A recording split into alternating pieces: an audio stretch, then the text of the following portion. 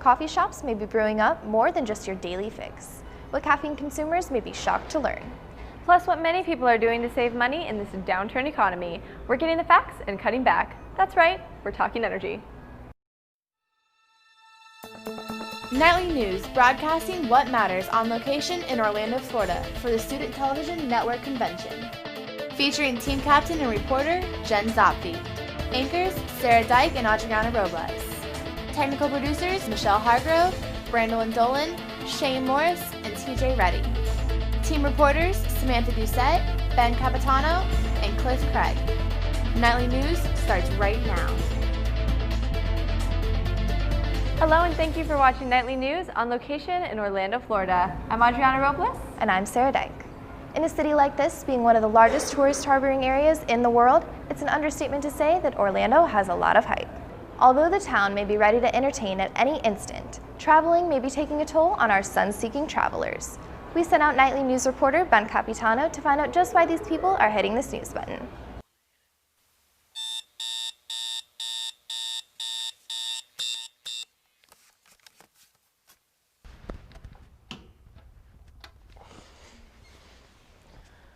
Sleep. It's what gives us the energy to get through our day. But is everyone getting the recommended amount of sleep that they need? Some doctors believe about only 47% of people get the recommended 8 to 9 hours of sleep per night. This couple from Wisconsin says they should get more sleep, but don't. I usually get between 6 and 7 hours. I think we should do the 9 hours of sleep. I think it makes you feel a lot better. About 7.5 or 8. According to the National Sleep Foundation, children should get 10 to 11, teenagers 9 to 9.5, and adults 7 to 8 hours of sleep. Orlando, with its big attractions and entertainment, attracts people from all around the country. They also provide big distractions, which keep some people from getting enough sleep, as explained by the Murray family visiting from Canada. Because I have to wake up early to get all the water parks and other stuff like that. I think we have been sleeping less over here. We tend to get up a little bit earlier and go to bed later. It's recommended to get a good night's sleep for health and other benefits. If you have trouble falling asleep, here's some tips for helping you fall asleep faster. First, have a cold and dark room. Second, take a hot shower before going to bed. And third, don't watch television while trying to fall asleep. Reporting for Nightly News, I'm Ben Capitano. Thanks, Ben. If you're watching this morning with your daily Frappuccino in hand, you may be surprised to find that your average medium Frap contains 510 calories. That's 1/4 of your daily recommended calorie intake. You may be enjoying it now, but will that boost of energy fall flat? Nightly News reporter Cliff Craig addresses our questions and concerns. Thanks, guys. When you're tired and headed in that final stretch and you just have a little bit left to go, cafeteria clerk Oscar Lopez says coffee is the way to go. 34-year-old Oscar B. Lopez has been an employee for the Quality Inn Plaza Light Bright Cafe in Orlando for a little over a month. Oscar came from Bolivia and is now an Orlando local. He works an 8-hour shift daily sitting behind a counter at a mini Jiffy store. Oscar says the coffee provides him with his daily energy. It's I drink every morning when I wake up. The first thing I make is drink 2 or 3 cup of coffee, and I think that's my energy comes from. He also says that without his cup of inspiration, he wouldn't feel alert and could not perform to his full potential. But why is this? It's because the sugar in coffee allows blood to be pumped throughout the organs, which then feeds the brain and allows the body to perform at its maximum potential. They help me a lot to stay alert, give a change exactly what I'm exactly doing with the money. He also says immediately upon the first swig of coffee, you get an energy boost. The drastic spike in energy is caused by highly concentrated caffeine in the morning go-getter. I feel really immediate, like 5-10 seconds, I start feeling something like coming, like I don't know from where, but I start to feel like, I don't know, really. However, Oscar is not flying solo with his great passion for coffee, which in the end will make them fall flat and require much more caffeine in the near future. So the next time you're feeling drowsy and lackadaisical trying to pull off that extraneous 8-hour shift, drink coffee the way 7 out of 10 Americans do it on their daily basis. So that's all from here. Back to you. The next time you drop into your local coffee shop, consider requesting a nutritional facts menu. This could lead to a healthier solution to quenching your cocoa craving. Apart from changing your order, another way to pump up that energy is pumping iron. Gold's Gym here in Orlando proves that for many, caffeine is not always the source for that morning jolt. We sent out Nightly News reporter Samantha Doucette to get some more information firsthand. Samantha? Thanks, guys. I'm here in front of the local Gold's Gym in Orlando, Florida. More and more trainers seek to perfect their workouts while members try to find ways to maximize their potential energy.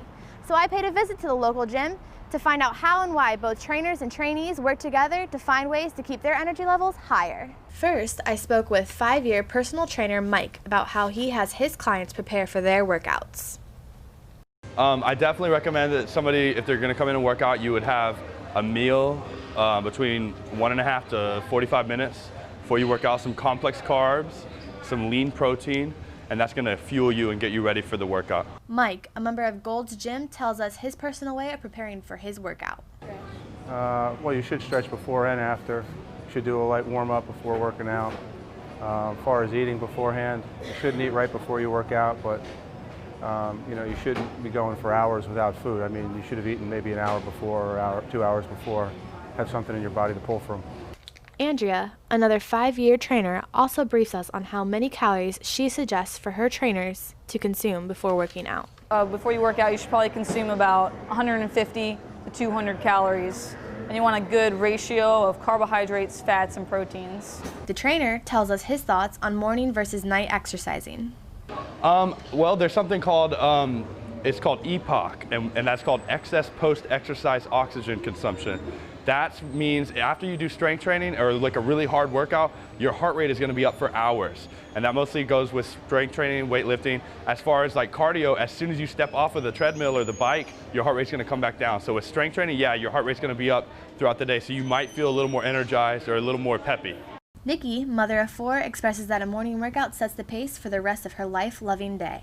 I get up in the morning and I've got 4 very young children and I get them ready for school.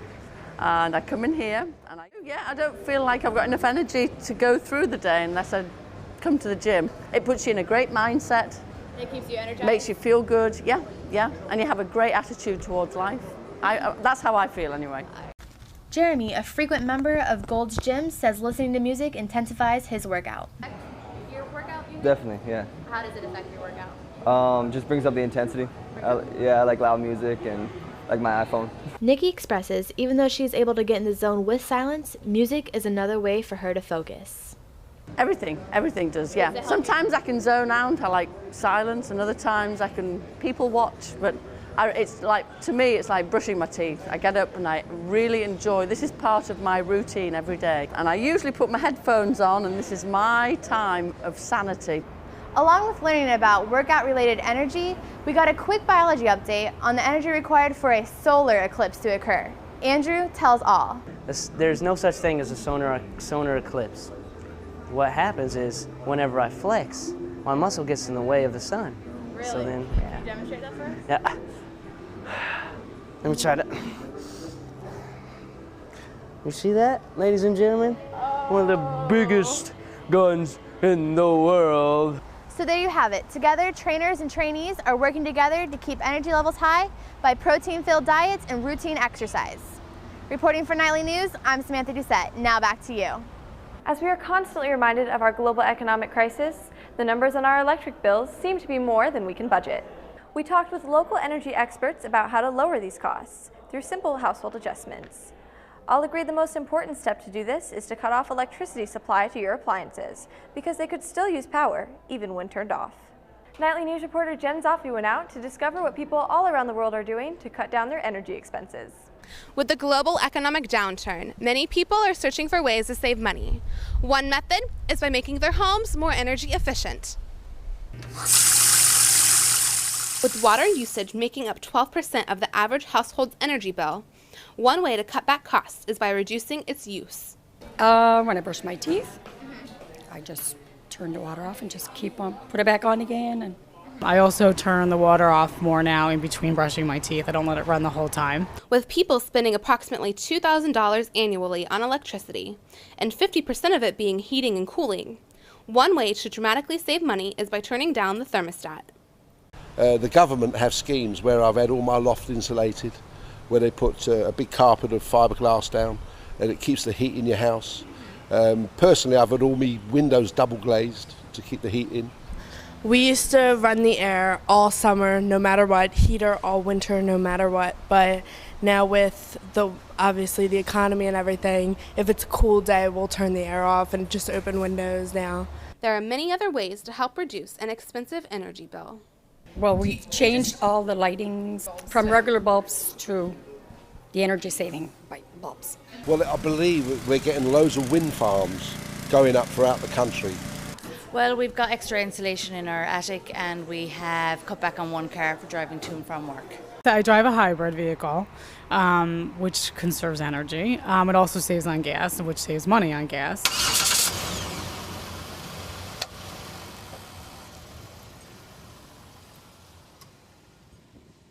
In a person's everyday life, many things can be done to efficiently use energy. Reporting for Nightly News, I'm Jen Zopfi. Take note that in all aspects of our lives, energy plays a key role.